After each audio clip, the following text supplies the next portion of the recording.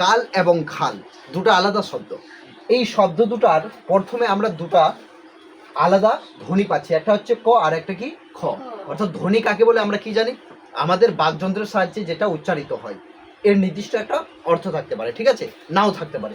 অর্থাৎ ধ্বনির সেই অংশটা যা কোনো শব্দের সঙ্গে বসে সেই শব্দের অর্থের পরিবর্তন করে দেয়, অর্থের পরিবর্তন করে।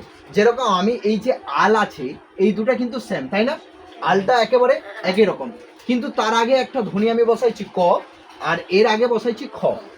এই দুটা বসাই কি করেছে, কাল হয়ে গেছে, অর্থাৎ একটা আলাদা শব্দ সময় বোঝাচ্ছে। আর একটা কি এখানে খ, খটা বসানোর পর এটা হয়ে গেছে খাল, অর্থাৎ গর্ত, এটাও আলাদা অর্থ হয়েছে।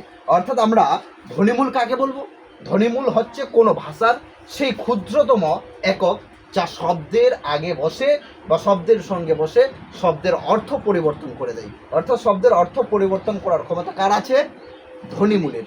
বোঝা গেছে? তাহলে ধ্বনিমূলের আমরা তিনটা বিষয় পাচ্ছি, একটা কি এ শব্দের অর্থ পরিবর্তন করে দেয়, এটা হচ্ছে ভাষার ক্ষুদ্রতম একক, আর এটা এর কোনো নিজস্ব অর্থ নাই, যখন এই যার সঙ্গে বসবে তারই অর্থটা প্রাধান্য পাবে। যেরকম আমি তোমাদের একটা শব্দ দিচ্ছি, এখানে ডাল দিলাম আর এখানে গাছের ছাল, বলো তো এখানে ধ্বনিমূল কোনটা, ধ্বনিমূল কোনটা, এখানে ড আর ছ হচ্ছে কি ধ্বনিমূল।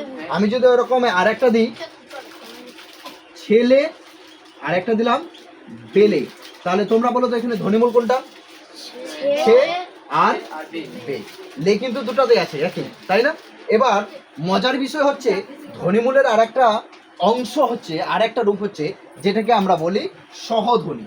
সহধ্বনি কাকে বলে, সহধ্বনি হচ্ছে ধ্বনিমূলের উচ্চারণের যখন পরিবেশ ভেদে আলাদা হয়, উচ্চারণটা আলাদা হবে কিন্তু এর অর্থ পরিবর্তন করার ক্ষমতা নাই, অর্থাৎ এ কারো অর্থ পরিবর্তন করতে পারবে না। যেরকম আমি যদি বলি তাল, ঠিক আছে, আর এখানে বললাম উল্টো, ঠিক আছে, তাহলে দেখো এখানেও ল আছে এখানেও ল আছে। যখন আমি তাল উচ্চারণ করবো তো আমাদের জিবার যে তালু আছে তালুর সঙ্গে আমাদের কি হবে, স্পর্শ হবে, তাল অর্থাৎ দন্তের সঙ্গে স্পর্শ হচ্ছে। কিন্তু এখানে যখন উল্টো, এই উল্লের সঙ্গে ল উচ্চারণ করবো তখন ল আমাদের কোথায় স্পর্শ হচ্ছে, মূর্ধাতে, উল্টো, ঠিক আছে। তাহলে এখানে কিন্তু এদের অবস্থান আলাদা হচ্ছে, অর্থ কিন্তু পরিবর্তন করতে পারছে না। এবার আমরা কিছু শব্দ দেখছি বা কিছু ধ্বনিমূল দেখছি যেগুলোকে আমরা বিভাজ্য করতে পারছি আর কিছুকে আমরা বিভাজ্য করতে পারছি না। বিভাজ্য মানে কি, ভাগ করে দেওয়া, বিভাজ্য মানে ভাগ করে দেওয়া। তাহলে কিছু ধ্বনি আছে যেগুলো আমরা ভাগ করতে পারবো, ভাঙতে পারবো, আর কিছু ধ্বনি আছে যেগুলো আমরা ভাঙতে পারবো না। যেগুলো আমরা ভাঙতে পারি সেগুলোকে বলবো আমরা বিভাজ্য ধ্বনি। যেরকম আমি যদি বলি মা, কি বললাম, মা, তাহলে মাকে আমি ভাঙতে পারবো, মা আ উচ্চারণ হয় না, তাহলে একটা কি হচ্ছে ম হসন্ত আ উচ্চারণ হচ্ছে। কিন্তু আমি যদি তোমাদের বলি বলো সুর, সুরটা ভাঙো তো, ভাঙতে পারবে, সুর ভাঙতে পারবে না। আমি যদি বলি তোমাদের আরেকটা শব্দ বলে এরকম যেটা ভাঙতে পারবো না, যেরকম ধরো তীব্র, তীব্র ভাঙতে পারবে, পারবো না। তাহলে যেই শব্দগুলো আমরা ভাঙতে পারবো না সেগুলোকে আমরা কি বলবো, অবিভাজ্য ধ্বনি। বুঝা গেছে?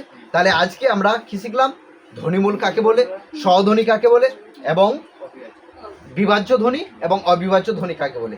তাহলে এইটা থেকে আমাদের এর থেকে যে কোশ্চেনগুলো আসতে পারে সেগুলো আমরা পরের দিন আলোচনা করবো, ঠিক আছে।